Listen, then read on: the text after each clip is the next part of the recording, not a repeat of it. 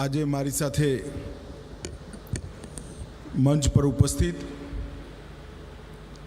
નરેન્દ્રભાઈની મંત્રીમંડળમાં મારા સાથી ડૉક્ટર મનસુખ માંડવિયાજી, ગુજરાતના તેજ તર્રાર અને યુવા ગૃહમંત્રી હર્ષ સંઘવીજી, શ્રીમાન સુધીરભાઈ મહેતા, જેમના નિમંત્રણથી હું આજે અહીંયા આવ્યો છું, એવા શ્રી નિમેશભાઈ શાહ, અને આજ દિગંબર જૈન સ્વાધ્યાય મંદિર ટ્રસ્ટના કાર્યક્રમમાં ઉપસ્થિત સૌ ભાઈઓ બહેનો, સૌ મુમુક્ષોને મારા જય જિનેન્દ્ર.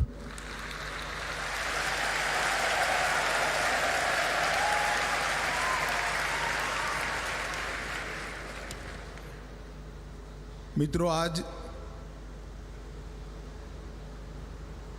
આદિનાથ દિગંબર જીન ભીમ પંચ કલ્યાણક પ્રતિષ્ઠા મહોત્સવમાં હું અહીં આવ્યો છું. ગઈકાલે જ આપણા દેશના વડાપ્રધાન, ગુજરાતના જ પનોતા પુત્ર નરેન્દ્રભાઈએ, જેની લગભગ 550 વર્ષથી રાહ જોવાતી હતી, એ રામ મંદિરમાં પ્રાણ પ્રતિષ્ઠાનો કાર્યક્રમ પૂરો કર્યો અને આજે પંચ કલ્યાણક મહોત્સવમાં હું ઉપસ્થિત થયો છું. મારા માટે ખૂબ આનંદનો વિષય છે કે પવિત્ર સોનગઢ ધામમાં જ્યાં કાનજી સ્વામીએ ના કેવલ જૈન, અનેક જૈનેતર લોકોના જીવનની અંદર કલ્યાણનો રસ્તો એમને બતાવ્યો.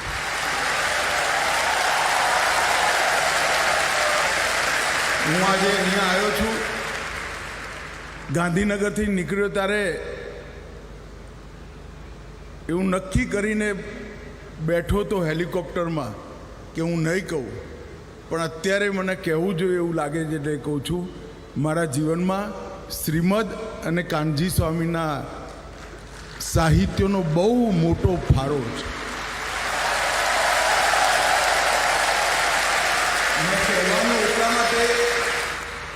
ના કહેવાનું એટલા માટે વિચાર્યું હતું કે કદાચ એનું ઇન્ટરપ્રિટેશન એવું થાય કે હું અહીં આવ્યો છું એટલે બોલું છું. પણ નિમેશભાઈ ચૂપચાપ મને, અમે ઉપર ગયા ત્યાંથી લઈ જૂના મંદિરમાં નવી મૂર્તિઓ પ્રસ્થાપિત થાય ત્યાં સુધી કાનજી સ્વામીના જીવન બાબતમાં ઘણું બધું મને કહ્યું. હું ચૂપચાપ સાંભળતો હતો. પણ નિમેશભાઈ, તમારી જોડે છે એટલું સાહિત્ય મારી જોડે નથી, પણ મેં શ્રીમદ રાજચંદ્ર અને કાનજી સ્વામીને બહુ ધ્યાનથી સમજ્યા છે, વાંચ્યા છે, અને એનો મારા જીવનમાં ખૂબ મોટો ફાયદો મને થયો છે. મેં મારો નિર્ણય કહેવા માટેનો એટલા માટે બદલ્યો કે ખૂબ મોટી સંખ્યામાં યુવાનો અહીંયા છે. જીવનમાં અનેક વસ્તુઓ પ્રાપ્ત કરવાનો મોકો આપણને મળતો હોય, પરંતુ જો મોક્ષનો રસ્તો આપણે ના જાણી શકીએ તો બધું જ છેવે જીવનના અંત સમયે અધૂરું લાગશે, અપૂરતું લાગશે. એ રસ્તા પર ચાલી બધા મોક્ષ ના પ્રાપ્ત કરી શકે એટલું સૌભાગ્ય બધાને ના હોય, પરંતુ રસ્તાની જાણકારી અને એના પર ચાલવાનો પ્રયત્ન માત્ર એક નહીં, અનેક જીવનનું કલ્યાણ કરવાવાળો હોય છે. એ સુનિશ્ચિત છે, એવું તમે માનીને ચાલતું. મિત્રો, આજ 19 જાન્યુઆરીથી ચાલુ થયેલો પંચ કલ્યાણક પ્રતિષ્ઠા મહોત્સવ 26 જાન્યુઆરી સુધી ચાલશે ને 26 જાન્યુઆરીએ અભિષેક થશે. હું ખરેખર અત્યારે બધી રચનાઓ જોઈને આવ્યો છું. જે પ્રકારે ખંતથી બહુ જ કાળજીપૂર્વક જીન શાસનના બધા જ સિદ્ધાંતોને સંભાળીને આ તીર્થસ્થાન ડેવલપ કર્યું છે, એ સાચ અર્થમાં કાનજી સ્વામીને સૌથી મોટી શ્રદ્ધાંજલિ સાબિત થવાની.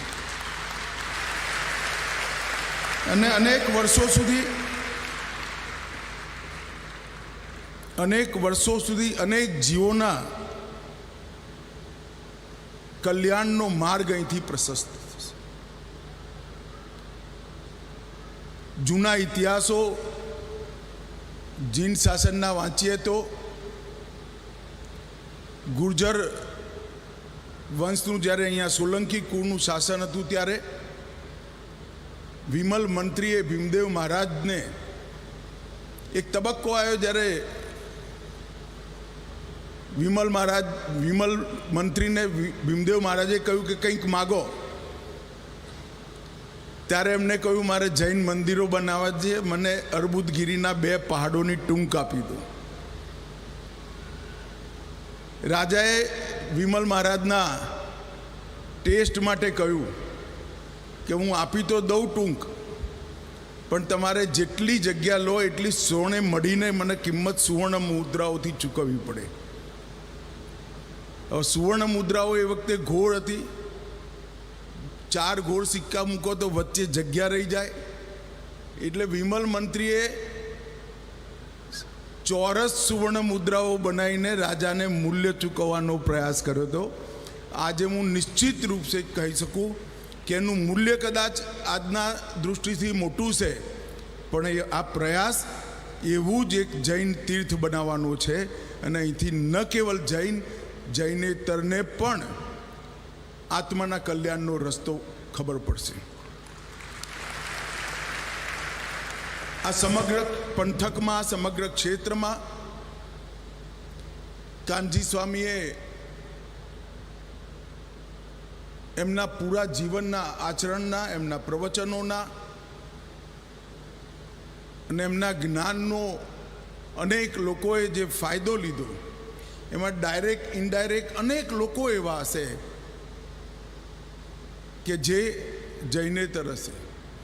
હું હમણાં ગાડીમાં હેલિકોપ્ટરથી તીર્થસ્થાન સુધી આવ્યો. મનસુખભાઈ કહ્યું સાહેબ હું તો અહીંયા જ ભણ્યો છું, અહીંનો જ વિદ્યાર્થી છું. આવા અનેક લોકોના જીવનના કલ્યાણમાં આ તીર્થસ્થાન વર્ષો સુધી પોતાની ભૂમિકા નિભાવશે, એનો મને વિશ્વાસ છે. મિત્રો, આજ પંચ કલ્યાણકમાં હું આવ્યો છું. ગર્ભ કલ્યાણક, જન્મ કલ્યાણક અને આજે દીક્ષા કલ્યાણક 3 પૂરા થયા છે. હવે જ્ઞાન કલ્યાણક અને મોક્ષ કલ્યાણક પત્યા પછી અભિષેક થશે. પરંતુ પંચ કલ્યાણક મહોત્સવ એ દરેક જીવની 5 સ્તરની યાત્રાનો બોધ આપવાવાળું છે. ગર્ભની અંદર હોય ત્યારથી જ મા પોતાના સંતાનને આદર્શ જીવ બનાવવાનો પ્રયાસ કરે. એના માટે ગર્ભ કલ્યાણકનો વિચાર અને એની ગાથાઓ આપણા ધર્મની અંદર વર્ણવી. જન્મ કલ્યાણક, જન્મ લઈ જ્યાં સુધી ગુરુ ના મળે ત્યાં સુધી કઈ રીતે જીવન જીવવું, અને જ્યારે ગુરુ મળે ત્યારે ગુરુના માર્ગદર્શનમાં દીક્ષા સુધીનો રસ્તો પ્રશસ્ત કરવાનું કામ જ્ઞાન જન્મ કલ્યાણકમાં કહ્યું. અને દીક્ષા કલ્યાણક, તપ કલ્યાણક એ દીક્ષા જીવનથી પોતાનો અને અનેકાનેક જીવનનો કઈ રીતે ઉદ્ધાર કરવો, અનેક જીવો, અનેક આત્માઓને સદમાર્ગ પર કઈ લઈ જવા, ત્યાંથી લઈ મોક્ષ સુધીનું બધો જ ઉપદેશ આ 5 દિવસની અંદર અનેક મુમુક્ષોને મળે એના માટેનો આ ધર્મે એક વિધિ બનાવેલી છે. મારો સૌને આગ્રહ છે કે આખી પ્રક્રિયાનો મર્મ નહીં સમજીએ તો તમે ટુરિઝમ સિવાય કશું નહીં કરો. જો મર્મ સમજશો તો જીવનનું કલ્યાણ લઈને એનાથી આગળ જશો.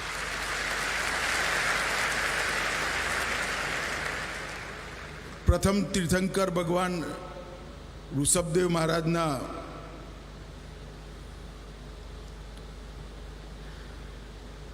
પુત્ર એમનો અહીંયા પંચકલ્યાણક મહોત્સવ અને બાહુબલી મહારાજની અનેક પ્રતિમાઓ અનેક જગ્યાએ બની.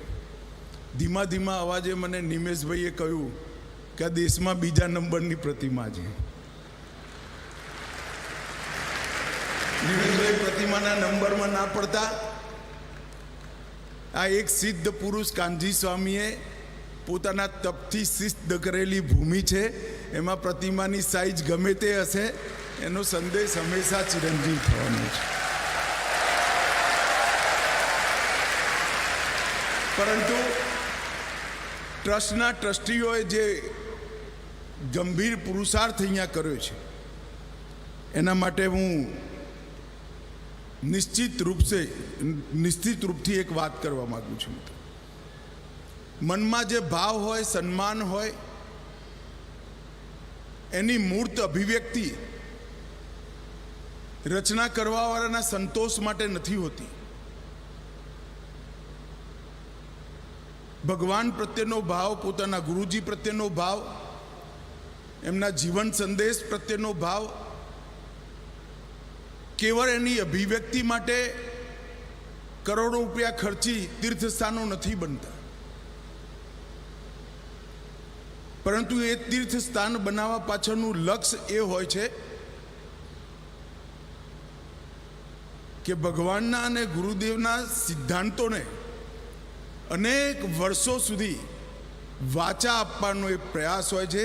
અને એ વાચા આપવાથી અનેક મુમુક્ષુઓ આ જ રસ્તા પર આગળ વધતા વધતા પોતાનું કલ્યાણ કરી શકે એવું હોય છે.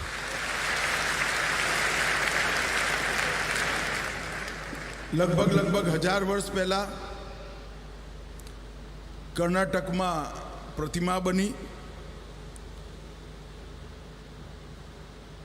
અને આ પવિત્ર સ્થાન સોનગઢમાં એના 1000 વર્ષ પછી 41 ફૂટ ઊંચી, 200 ટન વજન અને 50 ફૂટની કૃત્રિમ પહાડી પર આ પ્રતિમા પ્રસ્થાપિત કરી છે. અને એની સાથે સાથે સુમેરુ પર્વત અને જંબુદ્વીપ બંનેના કોમ્બિનેશનમાં જઈએ તો જન્મથી લઈ મોક્ષ સુધી આ પરિસરની બહાર ક્યાંય જવાની જરૂર ના પડે એ પ્રકારની વ્યવસ્થા કરી દીધી.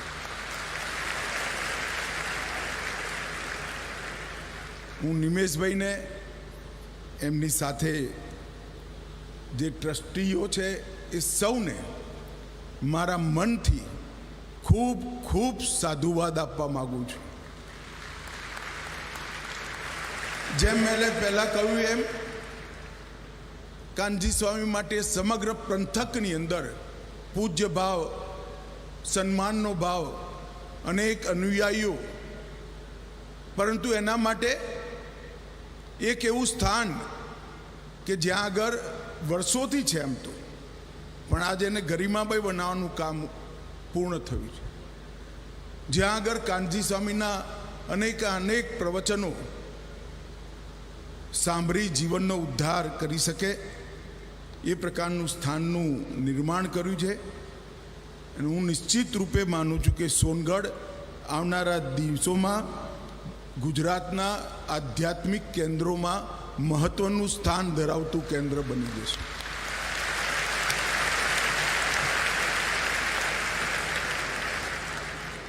લગભગ 4 દશક સુધી 45 વર્ષ સુધી પોતાના સંદેશથી જીન શાસનના રહસ્યોને સરળ બનાવી સામાન્ય માણસ સમજી શકે એ રીતે અને બહુ મોટી વિધિઓમાંથી બહાર કાઢી જીન શાસનના દરેક સંદેશનું વૈજ્ઞાનિક મહત્વ સમજાઈ અનુયાયીઓ માટે અનુસરણ કરવા માટેનો રસ્તો અને કેમ અનુસરણ કરવું એનો તર્ક બંને કાનજી સ્વામીએ 45 વર્ષ સુધી સમગ્ર જૈન ધર્મના અનુયાયીઓ માટે કર્યું. એક જીવનની અંદર 4 દશકમાં 66 દિગંબર જૈન મંદિરો, નેરોબી અને કેન્યામાં નેરોબીમાં પણ એક મંદિરની સ્થાપના અને અનેક લોકોના જીવનમાં સદમાર્ગ પર પ્રવૃત્ત થવાની વૃત્તિની જાગૃતિ એ કાનજી સ્વામીએ ખૂબ સુંદર રીતે કરી અને એમના અનુયાયીઓએ આજે અહીંયા એક બહુ મોટું તીર્થસ્થાન બનાવવાનું કામ કર્યું છે.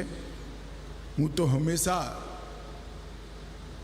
જે લોકો ગુરુની સ્મૃતિમાં કંઈ કરતા હોય, જે લોકો ધર્મને આગળ વધારવા માટે કરતા હોય એની સાથે હંમેશા ઊભો રહેવાનો પ્રયાસ કરતો હોઉં છું.